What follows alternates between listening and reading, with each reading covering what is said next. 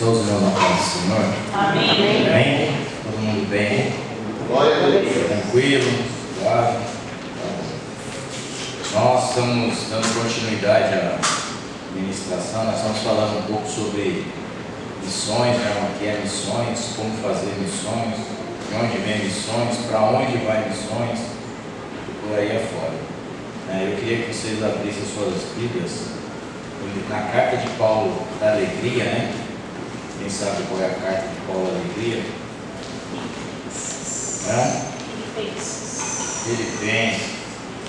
Outra vez digo, alegrai-vos. Amém? O capítulo é o 4 e o verso é o 10 a seguir. Amém? Filipenses capítulo 4, verso 10.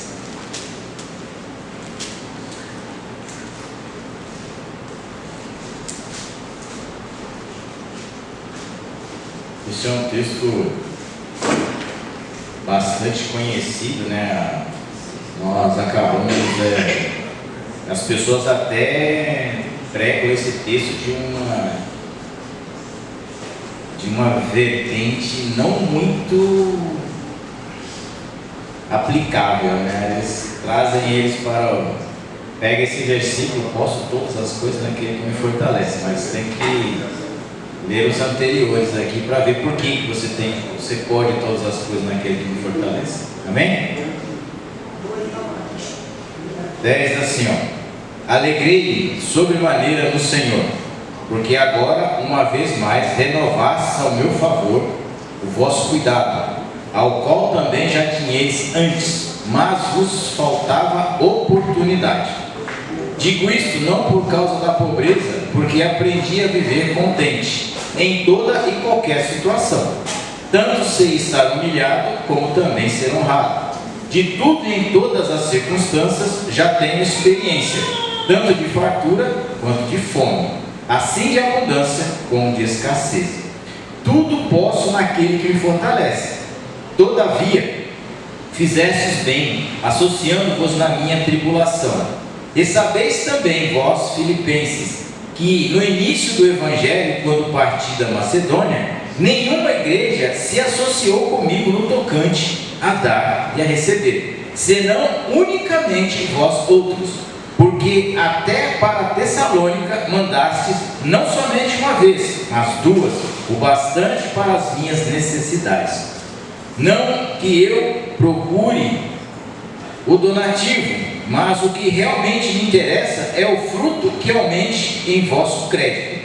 Recebi tudo e tenho abundância, estou suprido, desde que Epafroditos me passou às mãos o que me veio de vossa parte, como aroma suave, como sacrifício aceitável e aprazível a Deus.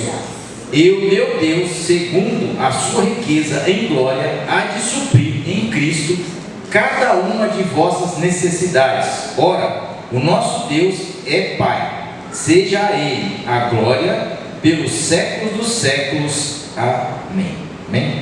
Senhor, em nome de Jesus, nós lemos a Tua palavra. Essa palavra, Senhor, ela tem poder para mudar as nossas vidas, ela tem poder para transformar, ela tem poder para curar, ela tem poder para libertar, ela tem poder para sarar e ela tem poder para salvar. Por isso, Pai, em nome de Jesus, nós estamos aqui para aprender, Pai, um pouco mais.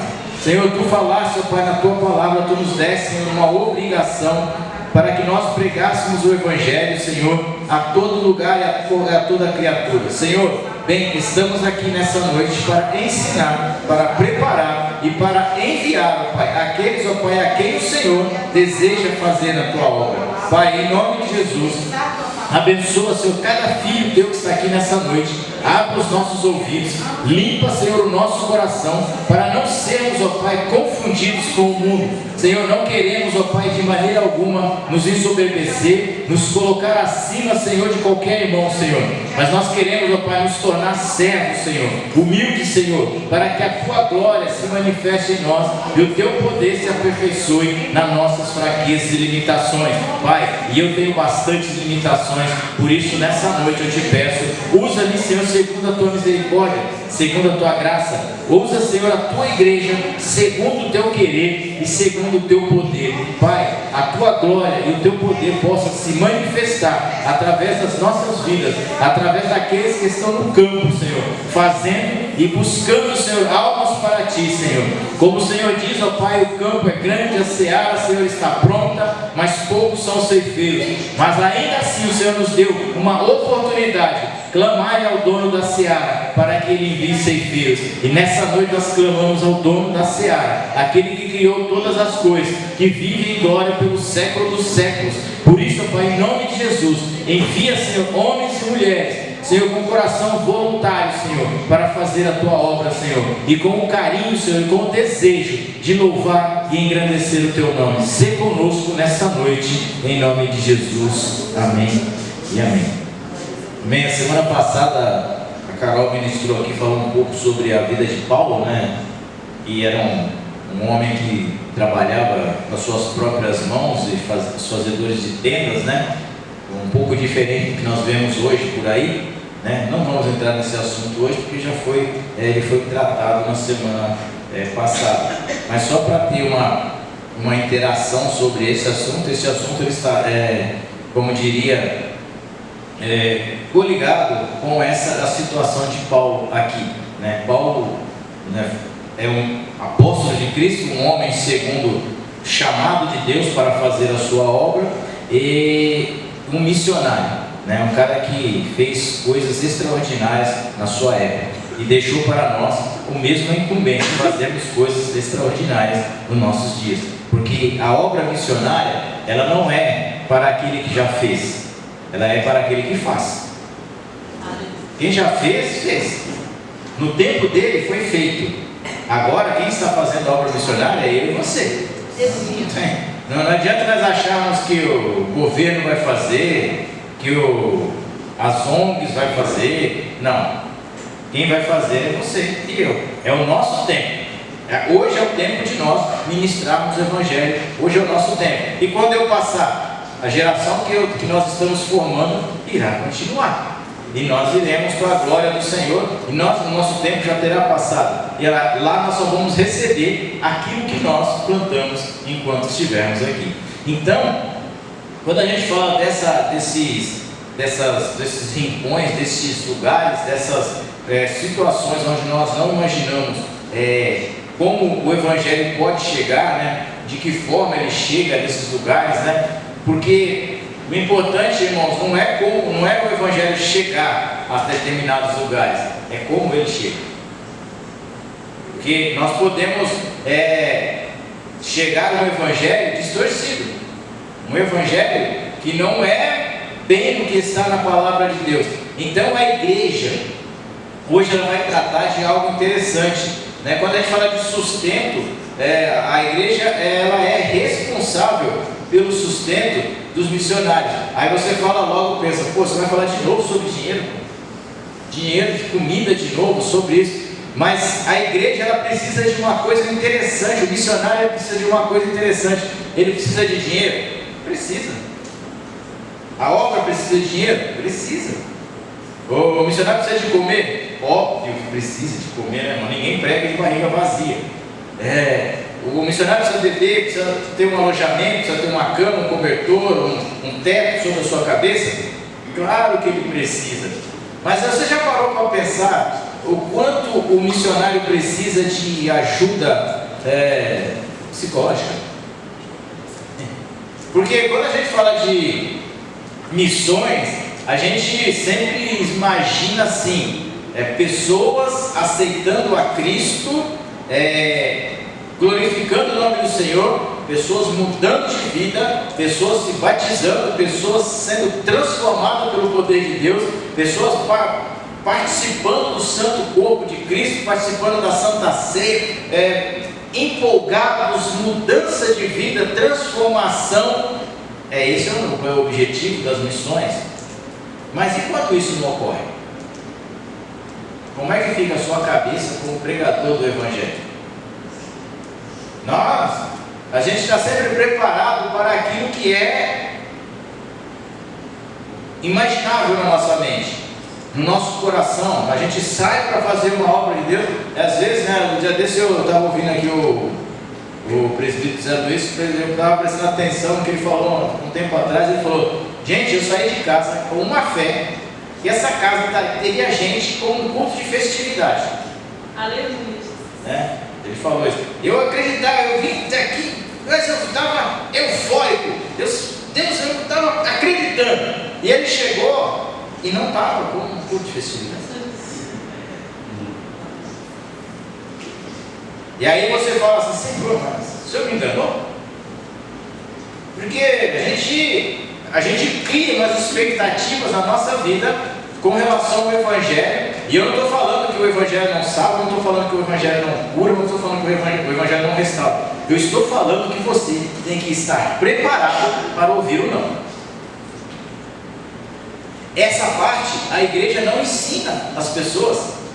Essa parte a igreja deixa meio que de lado. Eu queria nessa noite tratar com você sobre o aspecto psicológico de um missionário que vai para vai para o campo, e ele chega com a expectativa, e a igreja manda ele para lá sem preparo, sem nenhuma diretriz. Vai lá e prega. Ó, Jesus mandou você ir lá e pregar. Vai lá e prega o Evangelho.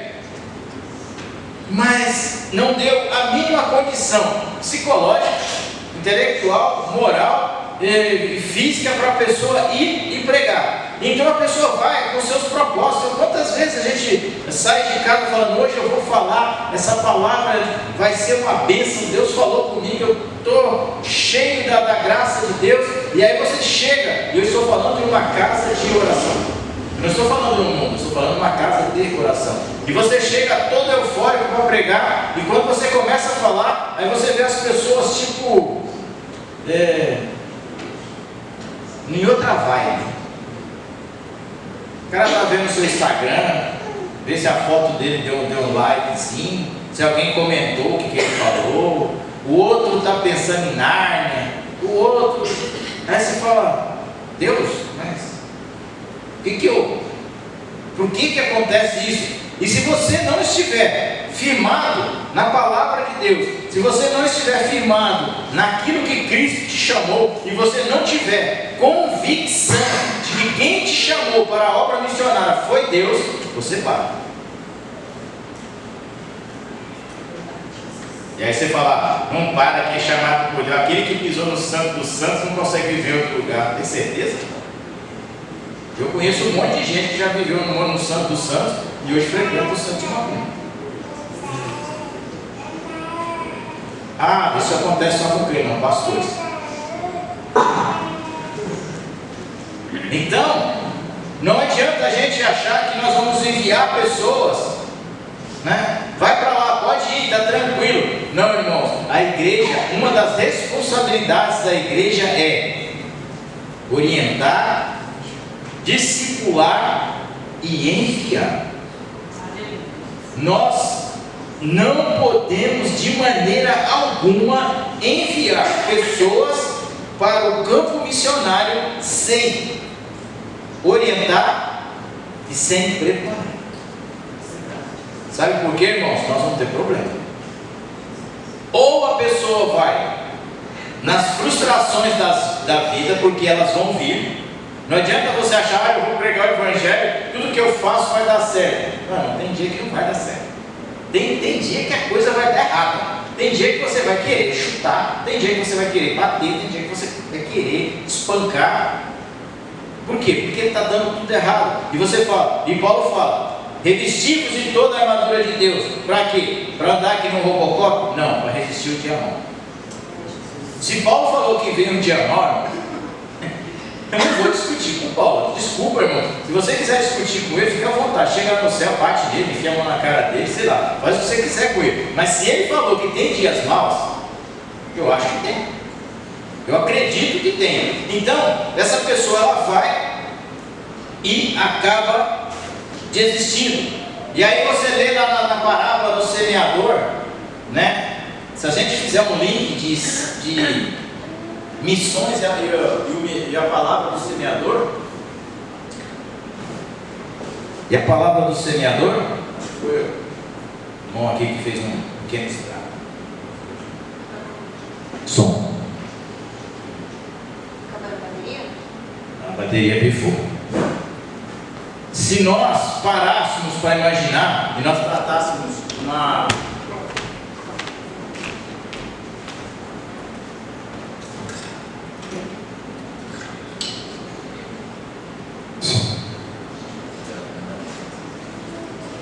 Se nós fazermos um link entre Ministério de Missões e a parábola do semeador, pensa na loucura que é. Você já fez esse link já? Você nunca fez? Então vamos fazer agora. Eu também nunca fiz. Vamos fazer agora. Se a Bíblia vai dizer que Jesus fala assim lá em Mateus: olha, um semeador saiu a semear a sua semente. Uma caiu à beira da estrada, passou-se os carros, ficou por cima, a rota quebrou, veio o maligno e arrebatou. Aí ele vai dizendo: a outra caiu sobre pedregais, logo nasceu, por não ter raiz, morreu. A outra caiu em um bom lugar, nasceu, porém ela cresceu no meio dos espinhos. E os espinhos e os problemas dessa vida a sufocaram, ela não deu fruto. E a última caiu em boa terra e produziu a 100 por 1. Se nós pegarmos um missionário sem instrução e enviarmos para o campo, tem duas condições que podem acontecer com ele. Na verdade tem três, mas as mais prováveis que acontecerão com ele: primeiro, ele não tem raiz e morre. Porque a Bíblia vai dizer que ele nasceu sobre as pedras, ele não teve conhecimento, ele não teve entendimento, ele não sabia de nada, não conhece a Bíblia, só tinha o desejo de fazer. Eu não digo que você não deva ter o desejo é muito bom de fazer, mas desde que você também está preparado para tal. Nós não mandamos soldados para a guerra despreparado. Se ele for para a guerra despreparado, é porque ele não quis aprender o que é ir para a batalha. Então a primeira coisa que você vai mandar um homem para um missionário, para o campo missionário, sem preparação, a primeira coisa que pode acontecer com ele é a semente que ele lançar, cai tudo na beira do caminho, não tem utilidade nenhuma. A segunda coisa, ela vai cair em cima dos pedregais, vai vir o sol. O sol significa o quê? Tempos estáveis, tempo ruim, situação difícil, deserto, e essa pessoa vai morrer. Ou ela vai chegar naquele lugar, vai ver as dificuldades daquele lugar, as dificuldades daquele povo, como aquela sociedade é formada, como aquilo vai, e ele vai para lá e não dá fruto. Ele acaba sendo sufocado pelas coisas dessa vida. Por quê? Porque esse homem não recebeu nenhum tipo de ensinamento. Como a Carol ministrou aqui, quantos anos Paulo ficou para ele vir a ser missionário? Alguém lembra? 10 aninhos, treinando, aprendendo com os discípulos. Será que Paulo, você é melhor que Paulo? Será que nós somos melhores que Paulo? Ou será que nós somos piores? Não precisa responder, não. Responda para eu estou respondendo para mim mesmo aqui, tá, gente? Não precisa responder para mim, não. Então, se não há um tempo de preparação, é a outra coisa. Quando Paulo vai para o campo missionário, em Atos 13, lá na igreja de Antioquia, o que eles fizeram para Paulo ir para o campo missionário? Jejuaram e oraram. Então você não manda um missionário para o campo, né? Eu estou falando missionário com chamado, com dom de missões, tá, gente? Pregar o evangelho, todos nós somos obrigados a pregar. Agora, ir para o campo é dom. Não acha, separa bem as coisas aí, porque a gente fica falando: ah, não, mas Jesus falou para eles pregar. Sim, aonde você estiver. Mas eu estou falando para aquela pessoa que tem um chamado, um ministério chamado missões. Então ele vai para lá e ele fica lá, oraram por ele, puseram as mãos dele e separaram eles para aquele ministério. Tinha mais gente na igreja de Antioquia? Tinha professores, tinha profetas, tinha ensinadores, mas a quem Deus separou, a quem o Espírito de Deus separou, foi Paulo e Barnabé. Mais uma boa chacoalhada na igreja do Senhor, que vive catando qualquer um e enfiando dentro dos aviões, dentro dos ônibus, dentro dos carros e mandando para qualquer lugar. Não é assim que funciona. É triste ouvir isso? Não. É para a gente aprender, irmãos. A gente não está aqui para criticar e nem falar o que... Mas a gente tem que trazer o que as pessoas têm que fazer para que elas não venham se decepcionar, não venham cair em engodos, não venham cair em enroscos, porque certamente Satanás não brinca de ser Satanás. Nós às vezes brincamos, mas Satanás nunca brinca. Ele pode até estar rindo, mas ele está louco para te lascar, em outras palavras. Então, o Evangelho, a igreja do Senhor, a igreja que traz esse compromisso de cuidar não só materialmente dos missionários, não fisicamente dos funcionários, dos missionários, porque materialmente, irmãos, é o que eles precisam para comer, para se vestir, para beber, mas imaterialmente é hospedagem para ele, para suas famílias, para seus filhos, enfim, uma condição para aquele homem trabalhar. Mas esse material, ele é importante, é sobremaneira importante, mas o apoio psicológico, emocional que a igreja tem que dar para um missionário é tão importante quanto. Porque um dia esse missionário vai ligar para onde enviaram ele e falar: minha vida está ruim, minha vida está triste, eu não estou conseguindo fazer, eu não estou conseguindo pregar, eu não estou conseguindo cantar, não estou conseguindo fazer nada, porque a minha vida não está desenvolvendo. E a igreja vai ter que ter alguém aqui falando para ele: não, Deus vai te usar, Deus está cuidando de você, o Espírito Santo de Deus está com você, você vai nessa força, você foi preparado, você está no campo de batalha, você vestiu as armas da milícia, você vestiu as armas de guerra, então pode ir que Deus está com você, não se preocupe, o Espírito Santo de Deus está cuidando de você, está cuidando dos seus, da sua família. Por quê? Porque isso vai fazer com que essa pessoa que está lá do outro lado do mundo se sinta respaldada pela igreja.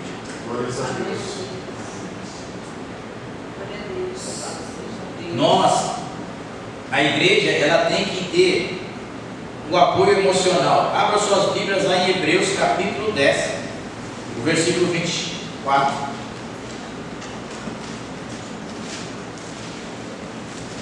Hebreus fica antes de Tiago.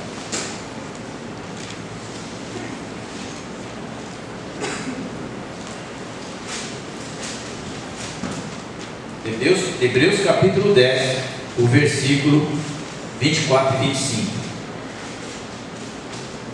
Achamos? Amém. Hebreus diz assim, considerando-nos também uns aos outros, para nos estimularmos ao amor e às boas obras, não deixemos de congregarmos como é de costume de alguns, antes façamos admoestações, e tanto mais quanto vês que o dia se aproxima. Se você vê aí que está escrito dia, o dia em D maiúsculo, o dia do Senhor, né? Então, aqui o autor aos Hebreus, ele está descrevendo: olha, você tem que entender uma coisa, considere nós uns aos outros para nos estimularmos. O que é isso? Quando a igreja manda um missionário preparado, um missionário que tem lá, que aprendeu, tem um tempo de conhecimento, e ele vai para aquele lugar, essa igreja que está aqui, ela vai dizer para esse missionário: nós estamos com você, nós estamos aí, nós vamos orar, nós não podemos chegar até aí, mas essa igreja que está aqui, o ciclo de oração, está orando por você, está orando pelos missionários dessa casa de oração e das outras também. Então, essa pessoa, ela vai ser acalentada pelo Espírito Santo, ela vai sentir-se parte de algo. Quando eu falo sentir parte de algo, é uma coisa interessante. Você já foi a uma festa e ficou lá meio boiando? Tipo assim, uma festa da hora, comida da melhor qualidade, um espaço muito legal, estava tudo legal, mas você não se sentia parte daquele lugar. É como você está nessa mesma conexão aqui. O cara que está lá naquele lugar, lá na missão, lá no meio do interior, lá nos grandes centros, sei lá onde ele vai estar, fazendo a obra de Deus, ele tem que sentir que ele faz parte de uma igreja, ele faz parte de um corpo, e que este corpo sente dor, este corpo se alegra, assim como ele está alegre, o corpo se alegra, e quando ele está chorando, o corpo também está chorando. É sentir-se parte de algo. Irmãos, é muito importante que cada membro da casa do Senhor se sinta parte do todo. Não importa qual é o cargo que nós tenhamos, porque nós podemos ser pastores e não nos sentimos pertencentes a este lugar, como já aconteceu, vários passaram por aqui e seguiram o seu caminho. Eles não achavam que tinham perfil. Glória a Deus. É nossos inimigos? Não, de forma alguma. Estão servindo a Deus em outro lugar, e glória a Deus por isso. E tem também aqueles que nunca foram nada, chegaram, ficaram e amaram e estão aqui até hoje. O importante é que essas pessoas têm que sentir parte, se sentir parte de algo maior do que aquilo que ela está fazendo. Porque quando eu me sinto parte de algo maior do que eu estou fazendo, nós começamos a entender que existe uma cobertura, eu diria isso, talvez, mas existe uma ligação do corpo de Cristo aonde quer que eu esteja. Se eu estou lá no Amapá, fazendo a obra de Deus em nome do Caminho a Cristo, eu sei que tem um povo do Caminho a Cristo aqui no Pereira, aqui na sede, aqui no Mato Dentro, aonde quer que seja, está orando por mim. Se eu ligar, alguém vai me atender e falar: vai na fé, que Deus está contigo. Eu tenho que me sentir assim, irmão, porque caso contrário, nas tribulações e nas frustrações da nossa vida, nós teremos problemas. Difícil falar desse assunto, como é? A outra coisa que nós devemos, como igreja, é cuidar do nosso sustento dos missionários, com relação à oração. Filipenses capítulo 1, versículo 19.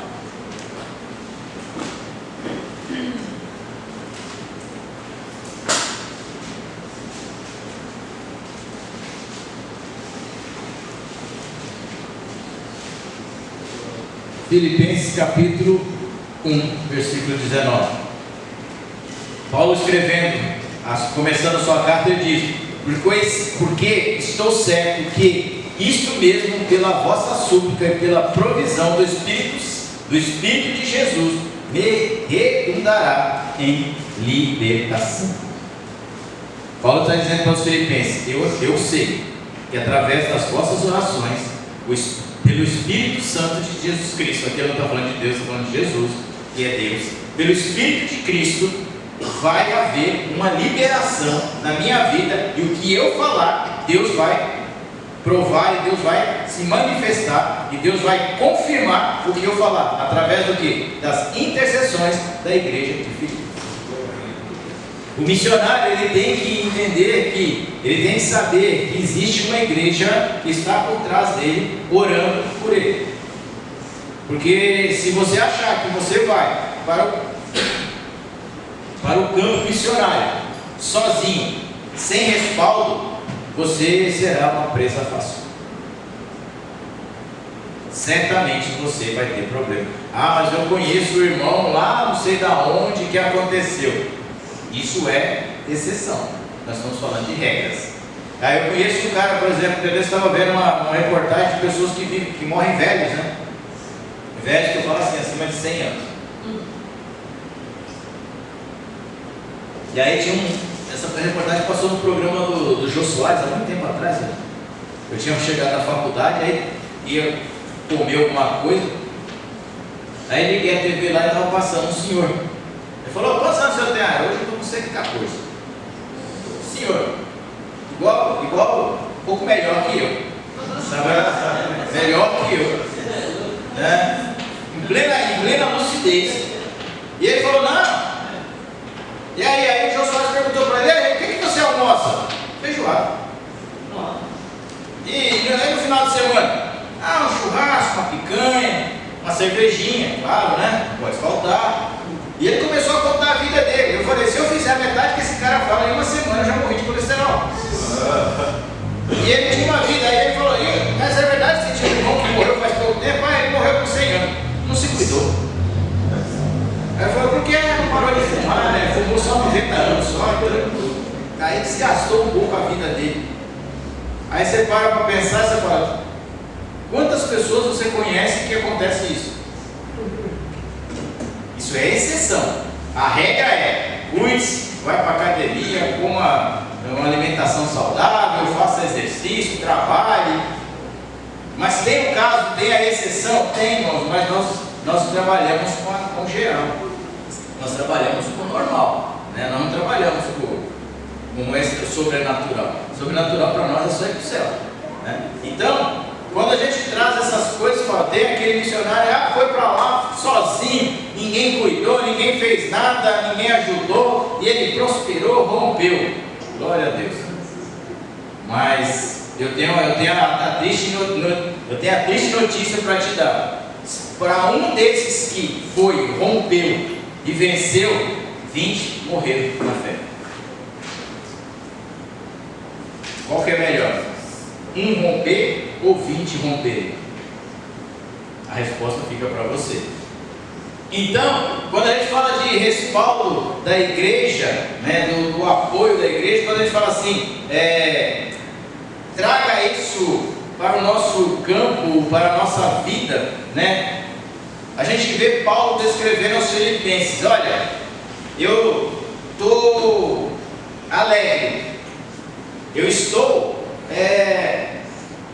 a palavra que eu quero usar para vocês não é alegre, também não é. A palavra que eu vou usar para vocês aqui, Paulo descreve assim, eu estou surpreso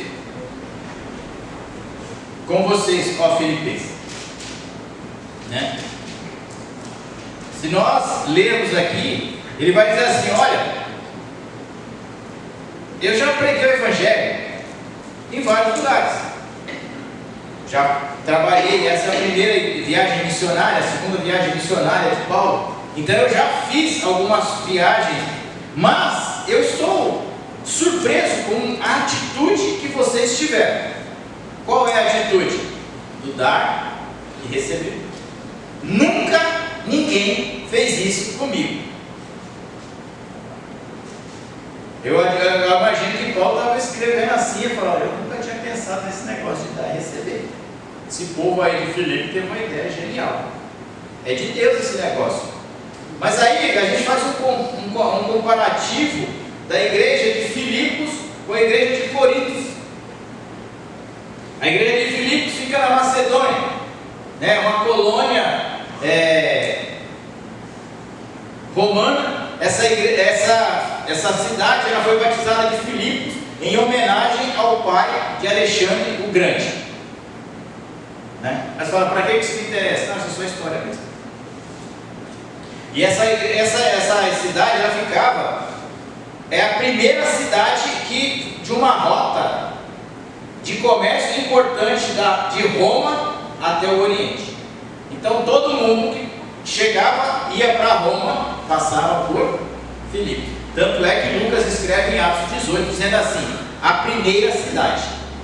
Ela não era a mais importante, mas era a primeira. Então se você quisesse ir para Roma, desculpa aí, irmãos.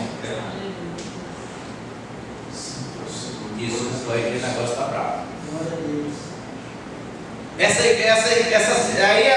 Quando o Império Romano sitia Filipos, ele muda o nome dela para Augustus, né? Para César, e ela vai ficando, e ela acaba virando uma colônia italiana. Quando os dois, Marcos perde a guerra, e ele vem e toma aquela de novo, e aquelas pessoas que ajudaram a Marcos César perder a guerra, que foram contra ele, eles receberam títulos de cidadãos romanos.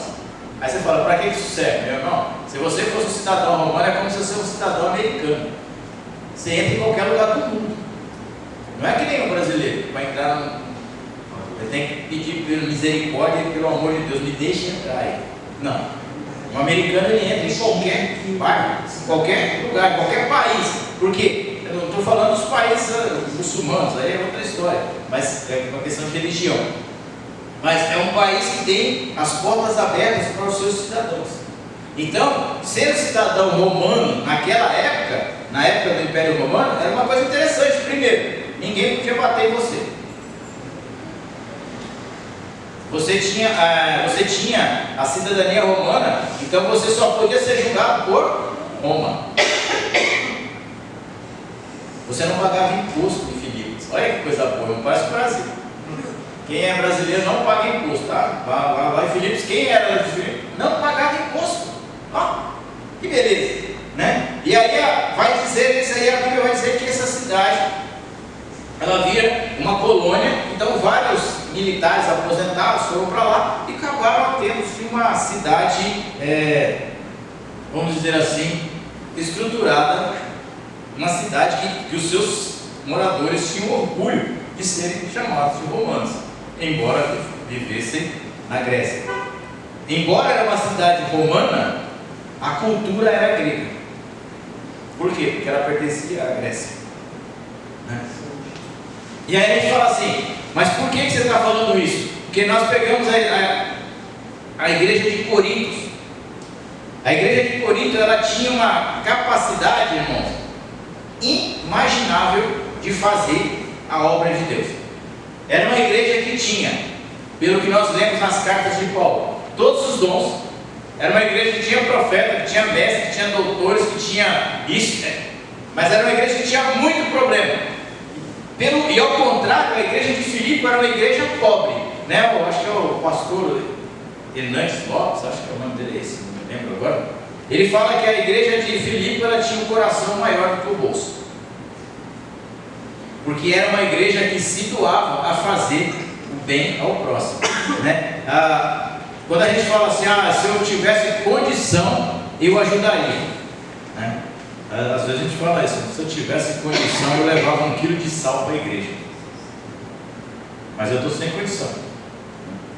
Se eu tivesse condição, eu levava 1 quilo de feijão, ou se eu tivesse condição, eu dava 1000 cestas básicas para a igreja, mas eu não tenho, né? A gente não está falando aqui de valores, nós estamos falando de atitudes, né? E a igreja de Filipe era uma igreja pobre, uma igreja que não tinha pessoas elevadas de valor, mas era uma igreja que tinha um coração totalmente voltado para a sustentação dos santos. Essa igreja é a que nós temos que ser, uma igreja que tem um coração voltado para sustentar a obra de Cristo, porque a obra de Cristo, ela anda, ela caminha, ela permeia os caminhos, mas nós temos que ter o mesmo desejo, o mesmo objetivo da igreja de Filipe. Eu preciso apoiar o Evangelho, e o Evangelho vá prosperando, o Evangelho vá crescendo. E aí, ao contrário de Filipe, Corinto era uma igreja rica, era uma igreja que tinha o maior porto daquela região. Era como se fosse o Porto de Santos, o maior porto da América Latina. Ali tinha todo tipo de gente, como a Carol ministrou semana passada aqui, eu não vou entrar no detalhe, né? Tinha competição, tinha Olimpíada, tinha tudo lá, tudo que você imaginasse que o Corinto tinha. E tinha pessoas com alto poder aquisitivo, mas é interessante, eles não conseguiam ofertar. Você para pensar nisso, né? As pessoas que mais tinham condições eram as que menos tinham interesse. Porque eu sempre falo, né, e eu não me canso de falar, a questão de dar, né, de doar, de ministrar uma oferta, de entregar uma oferta, entregar algo para Deus, né? A gente fala do louvor, a gente fala da palavra e é correto também, mas quando a gente fala de entregar algo material para Deus, um alimento, ajudar uma pessoa com uma roupa, com um cobertor, com um sapato, um chinelo, um copo d'água, né? Por que tem tanta gente que tem dificuldade para fazer isso? Às vezes a gente fala assim, é porque as pessoas não têm condição. Eu garanto para você, eu posso afirmar em 130% que a maioria das pessoas se esquecem. Temos aqui na igreja, graças a Deus, eu não estou falando daqui, né? Não é por isso, mas aqui a igreja tem, sei lá, 100 membros, 150, sei lá, quando está lotada aí, 150, 160 pessoas. Se cada pessoa trouxer 1 quilo de alimento, quantos quilos de alimento nós temos num culto? 160. Eu falei de 1 quilo. Quantas pessoas já esqueceram 1 quilo em casa?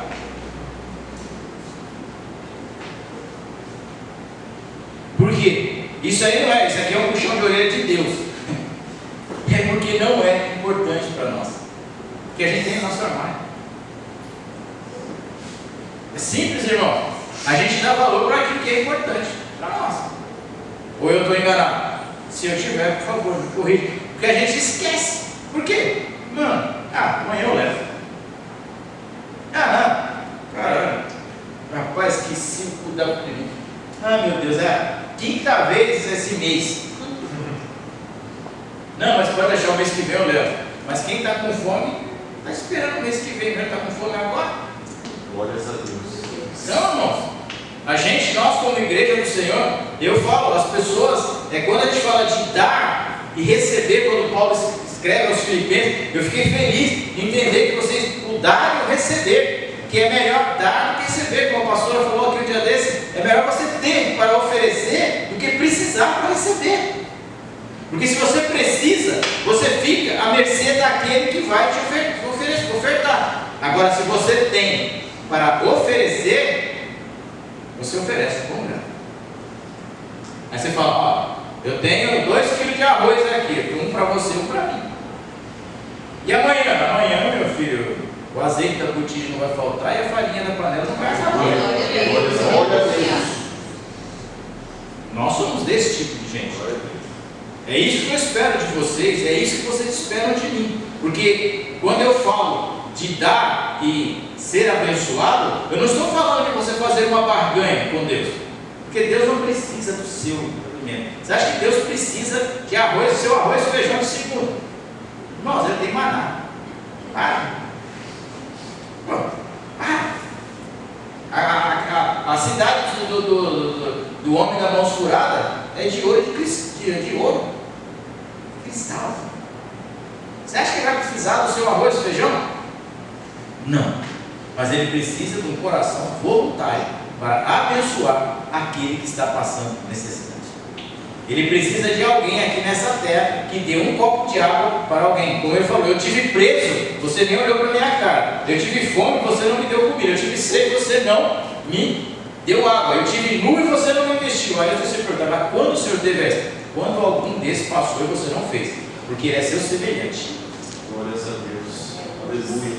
Eu fico muito preocupado, irmãos, quando eu vejo pessoas que não têm sensibilidade de compartilhar aquilo que Deus me deu. Porque foi Deus que nos deu. Se eu tenho uma casa, foi Deus que me deu. Se eu tenho alimento na minha despensa, e tem bastante, diga-se de passagem, foi Deus que me deu. Tudo que eu tenho na minha casa foi Deus que me deu. E aí a gente fala assim, se Deus me deu, por que é que eu não posso repartir? Nós olhamos muito a oração do Pai Nosso, né? E quando eu leio aquela oração do Pai Nosso, que Deus fala assim, olha, o pão nosso de cada dia nos dai hoje. Aí eu penso comigo, como eu sou egoísta. Eu abro a minha geladeira, meu freezer, tem um monte de pecinhas lá esperando o grandão em casa, esperando o Jonas em casa. Tem um monte de pecinhas de carne lá na minha geladeira. A minha geladeira estava arrotada, até brincar. Minha esposa brincou de dia desse, falou: nossa, comprou uma geladeira tão grande que a gente não consegue encher ela. Hoje a gente está falando: pô, essa geladeira é pequena, está lotada. Glória a Deus, aleluia. Aí a gente comprou um freezer. Compramos um freezer aí para guardar, né, para nossas misturas e tal, né, marmitas que eu faço, congelo. Como é que a gente vai encher o freezer? Meu irmão, rapidinho o freezer está cheio. Por quê? Porque Deus tem nos sustentado. Agora, será que eu não posso dividir um pouquinho com alguém? Podemos, irmão.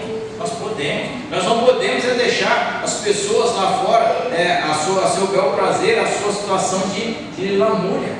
Não podemos. Os missionários, eles têm que ter o seu apoio financeiro, o apoio moral, o apoio espiritual. Mas muitas vezes eu paro para pensar e falo: Senhor, como é que nós não nos despertamos para essas coisas?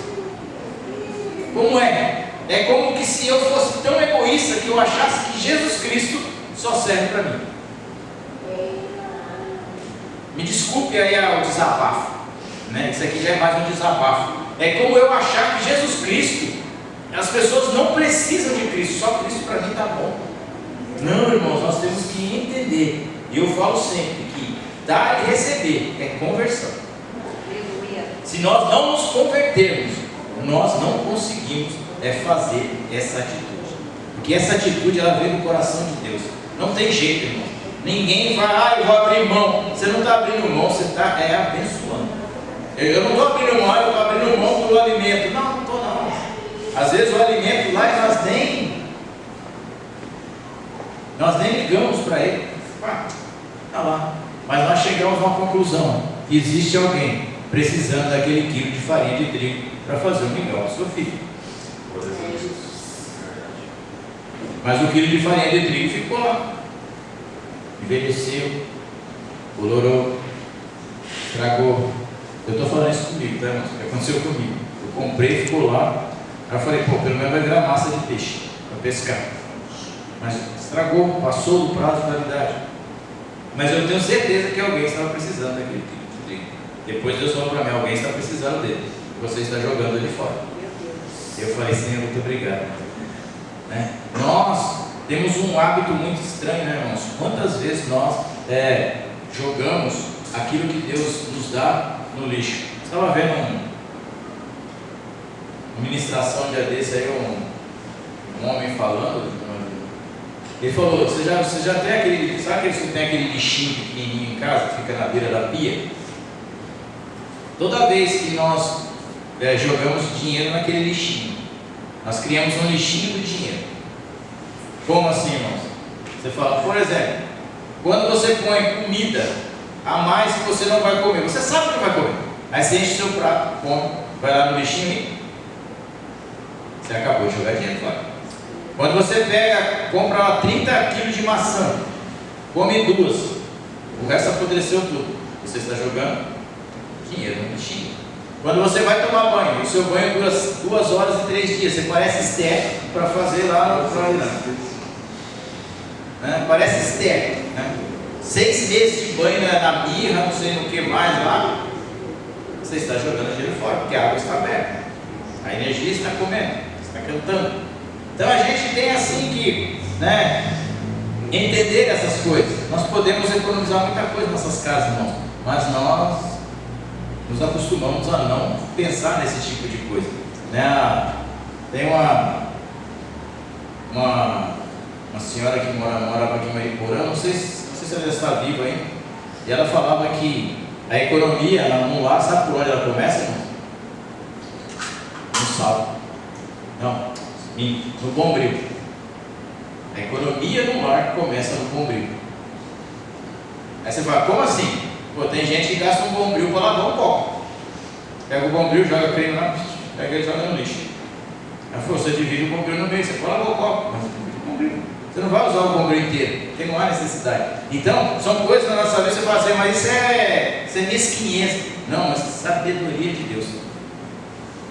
Você economiza, pensa comigo, você economiza, você gasta, desde você gastar 2 pacotes de bombril, você gasta 1, e aquele 1 que você ia gastar, você pega, doa na casa do Senhor. Aleluia. Eu gastava 5 quilos de arroz, porque eu jogava 3 quilos todo dia fora, agora eu estou gastando meio quilo, e os outros 3, doa na casa do Senhor. Olha o investimento que você vai fazer, irmão. Quando chegar lá no final do reino do céu, você vai falar, puxa vida, Deus fala, bem-aventurados sois vós. Acrescentou. Porque Paulo descreve aqui nesse capítulo 4 que isso vai contar como crédito. Meu irmão, quem é que gosta de ter crédito aqui? Todos nós gostamos de ter crédito, né? Você recebe aquele telemarketing abençoado. Olha, seu limite do cartão de crédito aumentou para 15 mil. Você fica alegre, na toa, né? Só não gasta, não entra nessa não, que é roubada. Já logo te avisando, não entra não, isso é orientação de profissional. Então a gente, você tem crédito aí para comprar no bar, no barzinho lá. Eu lembro que antigamente tinha caderneta no bar, né? Aquelas pessoas que tinham crédito, você passava lá. O problema é quando a gente tinha os filhos eram nem sacando. Todo dia o filho passava da escola, comprava tubaína, não sei o que, bota na conta do pai. Quando o pai ia ver no outro dia, parecia a lista do supermercado na compra do mês. Mas quem comprou isso? Os filhos. Tipo assim, o vendedor, o dono do bar, sabe, você tem crédito, então ele vai pagar, não tem problema. Os filhos comprou, ele vai pagar. Então, Paulo está falando, quando você investe no reino dos céus, você investe num reino missionário, no ministério missionário, em alguém que está fazendo a obra, numa igreja missionária, esse tipo de ação, ela gera créditos para você no céu. Você vai chegar no céu e falar assim, eu tenho crédito aqui. Deus fala, você tem crédito. Você pecou ali, deu uma escorregadinha aqui, não cantou aquele dia lá que era para você cantar, falou não para não pregar. Mas o crédito que você tem por ter ajudado uma igreja missionária cobriu essas falhas que você cometeu. Né? Você ainda tem um ponto positivo aqui para com Deus. E como é que nós nos estruturamos para abençoar alguém que está lá fora? Né, alguém que está no campo missionário, alguém que foi enviado pela igreja. Já falei que nós colocamos o apoio emocional, o apoio psicológico, o apoio espiritual, né, na oração, na intercessão. Nós ministramos, nós ensinamos, discipulamos essas pessoas a fazer a obra de Deus. Então a gente está tratando. Aí você fala assim, como é que a gente levanta ofertas para o ministério? Tem ministério que faz oferta assada. Olha, a oferta dos cultos de missões vai ser para missionário tal que está em certo lugar. Tem pessoas que ofertam individualmente para aquela missão. Olha, eu estou ofertando para o irmão fulano de tal que está lá que está na África. E tem as ofertas congregacionais, que são oferta de toda a igreja, que o ministério separa X% para suprir os missionários.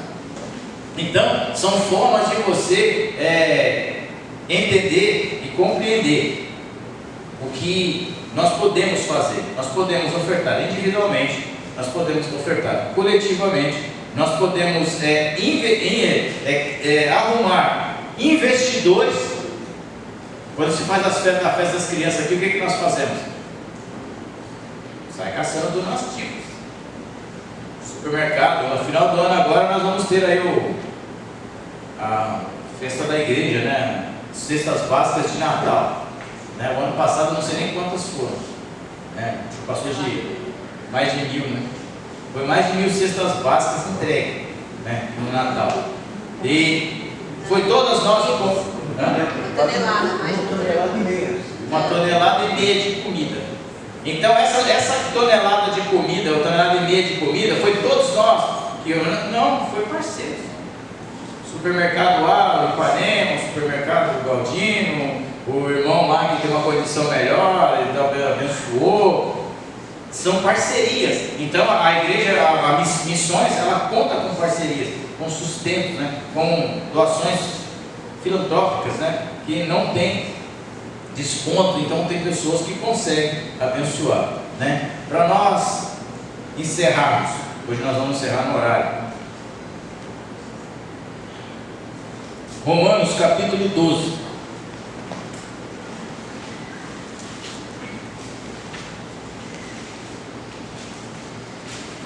Romanos 12, verso 7.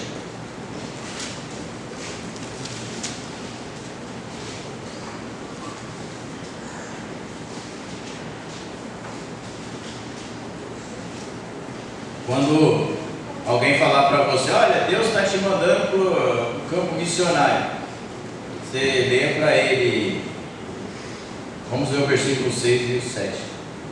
Vamos ver se funciona mesmo. Vamos lá?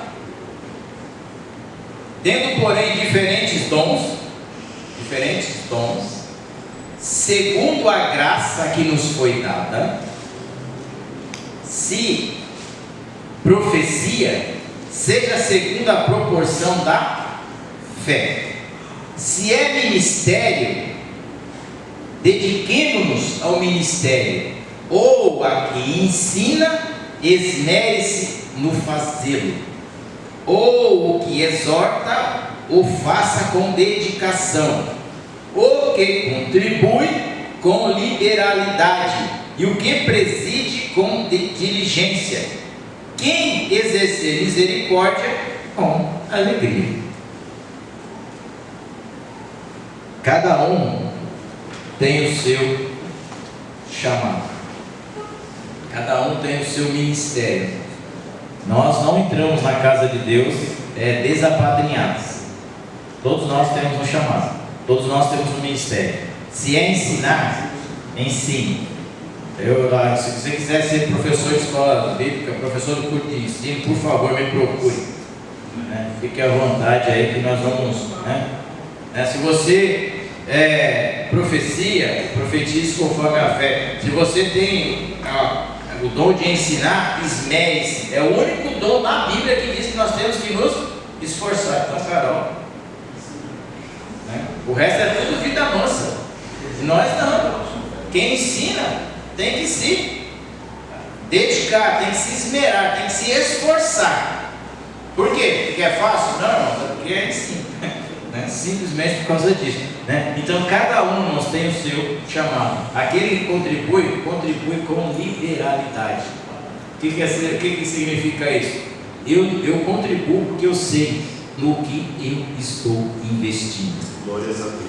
É como você comprar ações da Petrobras, você sabe no que você está investindo. O retorno vai vir.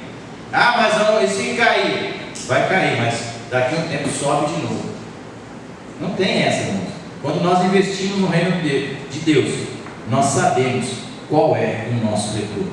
Nós sabemos qual é o que nos espera, o que o Senhor tem preparado para nós, né?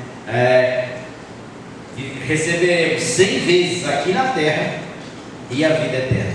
Para mim já está bom só isso. Se você quiser mais alguma coisa, peça ao Pai. Tudo que vos pedir ao Pai, Ele vos concederá, desde que esteja dentro da sua vontade. Então, irmãos, todos nós que queremos um dia sair ao campo missionário, fazer a obra de Deus, viajar, etc., procure seu pastor, procure seu líder, ore, vê se é isso mesmo que Deus tem para a tua vida. Pergunte, questione, pergunta para Deus, porque quando nós assumimos esse tipo de compromisso, nós sabemos o tamanho da responsabilidade que teremos. Sabemos o tamanho da glória que há de ter, mas nós aqui já sabemos o tamanho da responsabilidade, o tamanho dos problemas que iremos enfrentar. Então, tenha cuidado. Eu quero ir para a missão. Beleza, glória a Deus pela tua vida, fico feliz da vida. Então venha aprender, venha estudar, venha conhecer a Bíblia, venha conhecer a igreja, venha conhecer o povo aonde você vai, venha conhecer as dificuldades, as barreiras, as circunstâncias que você vai enfrentar. Aí você vai entender, você vai saber quem tem o dom ministerial de missões e quem está apenas emocionado. Emocionado é quando a gente canta louvor e começa a chorar. Missionário é o cara pragmático, o cara que está concentrado, ele está firmado, ele sabe o que Deus tem para a vida dele. Então não importa se chova, não importa se faça sol, ele fala que nem Paulo, não importa se eu estou na miséria, se eu estou na abundância, não importa se eu tenho muito, se eu tenho pouco, não importa se eu estou triste, se eu estou alegre, o Deus que me chamou é o suficiente para a minha vida. Então, o mesmo Paulo descreve: a minha graça te basta. Eu nem combinei com ela, eu devia ter combinado, né? O ministério missionário é isso: a minha graça te basta. Viver pela graça de Deus, irmãos, é muito louco, né? Você está sempre esperando algo que você não está vendo, e Deus está sempre provendo o que você não está esperando. Aleluia. Então é isso, amém? Vamos colocar de pé? Glórias a Deus. Alguma dúvida aí sobre o que a igreja deve fazer com o missionário, irmãos? Então tá bom. O dia que você chegar em algum lugar, o cara fala: ô missionário, para missionar nada. Não tem essa não. É servo de Deus. Amém?